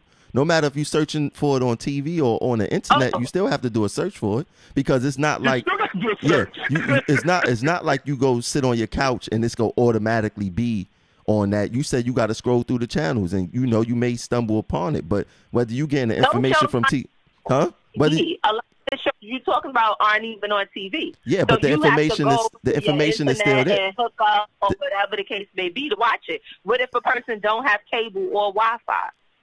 So they're stuck with the regular basic channels. It's only one black show on TV to my knowledge, and that's Blackish. That's a family show for black people that's on at 9:30 p.m. See but this is the problem. This is the problem. We look to outside sources to raise our kids instead of our families ourselves. You shouldn't have to. Okay, that's what she was just saying. Yeah, but the fact that going back to her point. The fact of going to a TV, why don't you go to your aunt's house? Why don't you go to your uncle's house? The family should be not what you see on TV. It should be at home or close to your home. But that's what she was just saying, and then you guys stated that. He said go to technology. She said that it's a learned behavior that you see in your home. So your home could be your aunt's house, your uncle's house, or whomever. Yeah, but you can't just talk about the negative aspects of a learned behavior.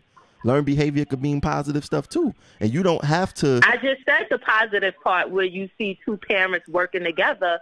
So that's where the kids get that from. Yeah, I mean, think about this. You take away the TV, then what a lot of people got, because television is raising kids right now. I would say since the 90s, television been really raising kids. Because how much of an influence has the Cosby Show had on black families versus Love and Hip Hop?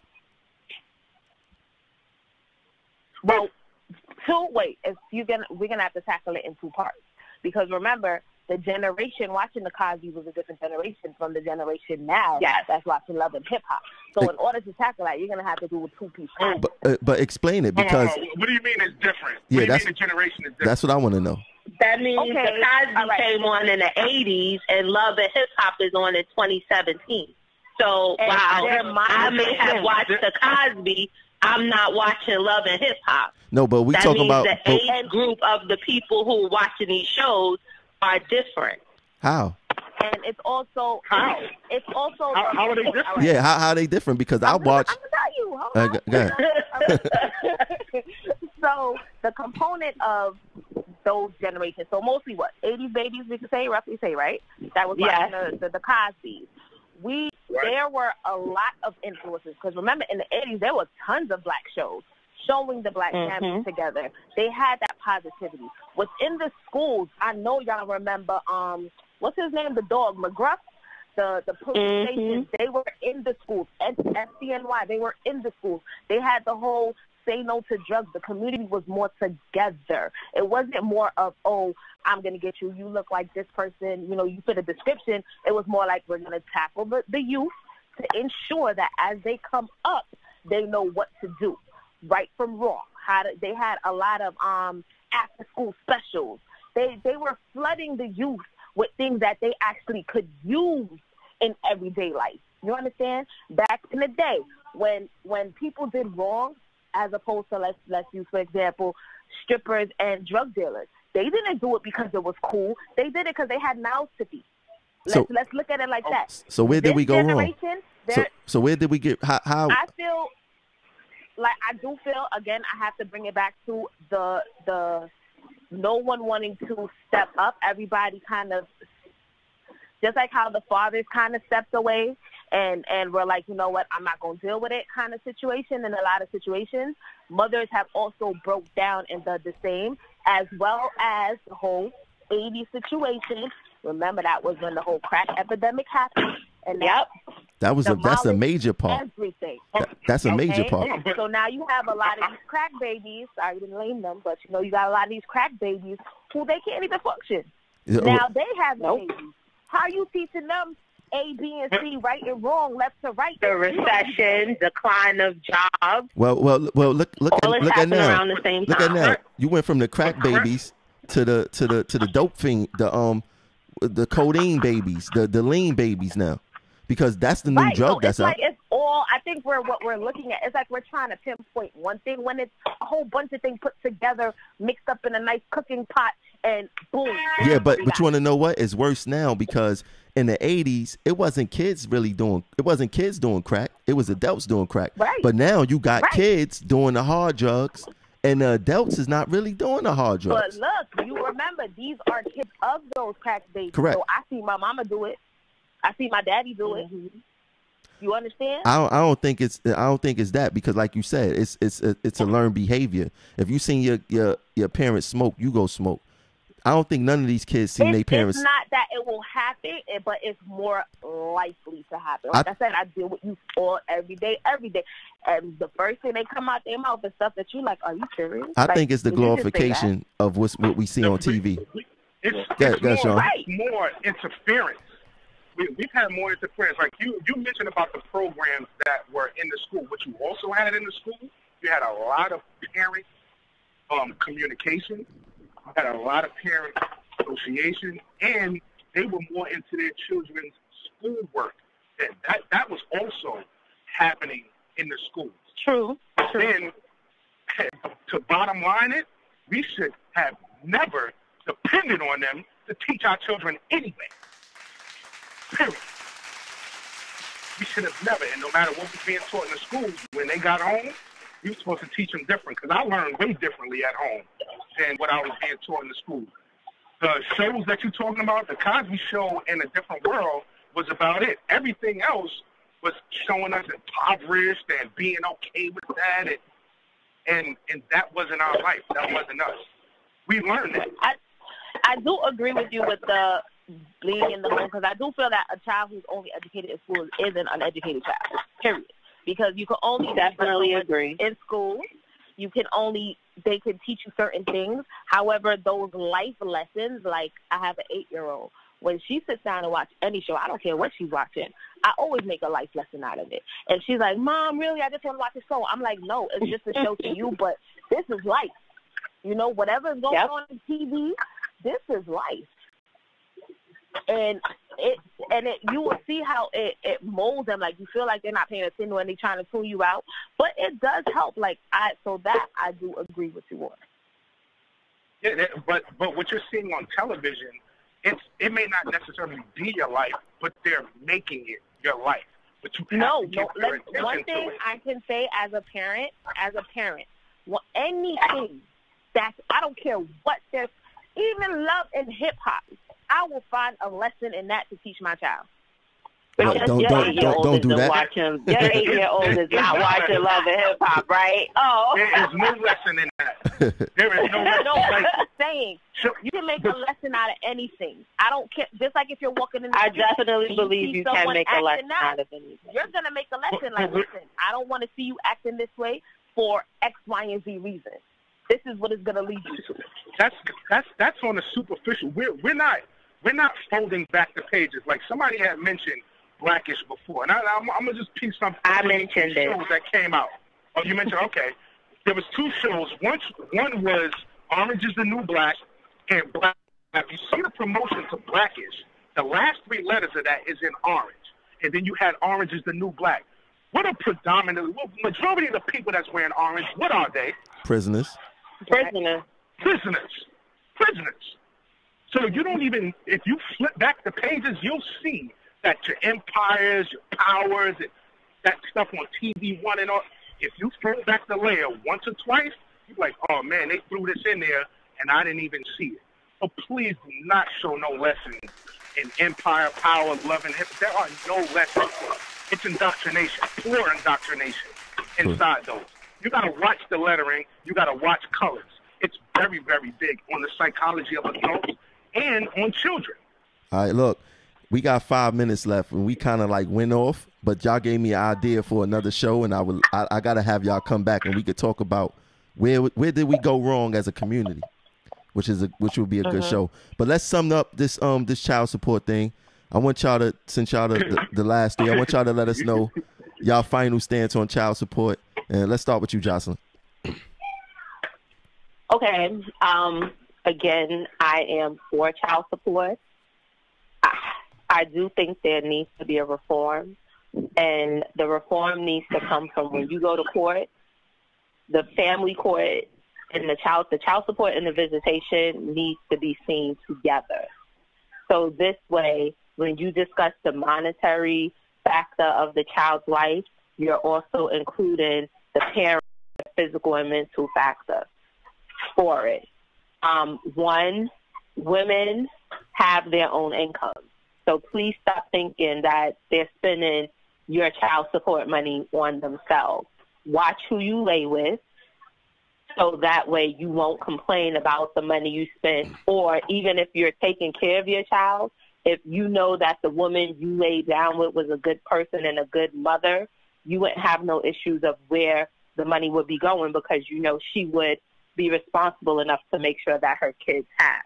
So again, with child support reform, when you go into court, they also need to see the visitation with child support together so that way you can make sure that the other parent will have some type of responsibility in the child's life outside of cutting the check. All right, who's next? I'm done. That was nice. I'll go next. I'm for child support when it's needed. Like I said, a lot of women don't rush to child support. It's usually when their back is against the wall and they have no other choice. They will go file for child support. But I also think that men need to take into account that just because you're giving child support, that does not negate the fact that the child needs you physically there in their life. That's it. And are you hold on 1 second, LaShawn. Are you in the group Progressive Action? Who, me? Yeah. No, I was trying to subscribe, but then I called them first. Yeah, you need to Where join. did you hear the link for the show at? Where did you get the link On at? Facebook. I was scrolling just now. What group you was in? Where did you see it on? No, I page? follow Trimount, yeah. Okay. Okay. Yeah, join the group Progressive Action. We could continue this talking there. All right, my boy LaShawn, let's go. Give us something scientific, man. I agree. I agree that child support should be handled in a responsible manner, but when it comes to reform has to start within the person himself. They have to start within themselves. Responsibility, accountability. That's it? Oh, so I thought you was gonna hit me with some Malcolm X, Martin. Right? I like that, though. I like that. All of that to get to the simple thing. All right. Yeah, all right. That's it. Well, look, accountability and responsibility. I'd like to thank y'all for calling in. I think this was a great show. a great new format where people could call in and give their different viewpoints. We will be expanding these topics. I want people to come to the Progressive Action Facebook group and let me know what kind of topics you want to discuss. I'll discuss anything as long as y'all are willing to call in and share the shows and, you know, whatever the case is. We want to hear different ideas. We got a women's march coming up October 25th. Jocelyn didn't mention that all night. I'm surprised, but we need to get on the ball with that. We need to get on the ball with that with the Yes. Oh, I'm sorry, I cut them all off. But we need to get on the ball with the women's march. We need more people to get involved. We need more of everything. This is just the beginning. This is only our second show back. You see, things is moving very nice. And like I said, we want y'all to get more involved, participate more, share the shows, add people to the group. You know, we got the biggest group, transit group right now. And you know, I'd like to shout out everybody who's supportive of Progressive Action, people who just watch, ghosts, people who hate. Shout out to the people who sending my screenshot of my post to the bosses at 2 Broadway. I appreciate y'all. But this is how I really feel. Oh, you motherfuckers. Okay. That's how I really feel. But this was a good show. It should be up on the page probably in a few. I don't know how long it's gonna take to process. Hopefully it processes all the way through and it don't get caught up. Thanks for everybody for tuning in. I need y'all. You see the Twitter. You see the Twitter right there. Progressive Act. Follow the Twitter page, Progressive Act. I need you to follow the Instagram, Progressive Action. I need you to, if you got anything you want to discuss, come to the Progressive Action Facebook group. And that's it. You know, thanks for tuning in. We go leave with some more music. Let's see what we go to. Let's go with this. Why not? I'm hot. Let's get it. Yeah. Brooklyn.